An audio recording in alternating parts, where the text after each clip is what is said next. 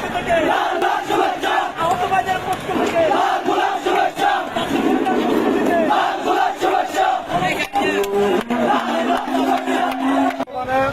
বাংলাদেশে স্বৈরাচার খুনি হাসিনার পতন হয়েছে। বাংলাদেশ আজ বিজয় উল্লাস করছে। আজ নতুন করে বিজয় এসেছে। ইনশাআল্লাহ আমরা সাধারণ জনতা আজ এই মিছিলে অংশগ্রহণ করেছে। চকরিয়াতে ব্যর্থ যাবার মতো বিশ্বাসঘাত ব্যর্থ যাবার মতো সন্ত্রাসীর পতন হয়েছে। চকরিয়াবাসী আজ বিজয়ের নিশান হচ্ছে। ভাই সব আপনাদের সম্মুখীন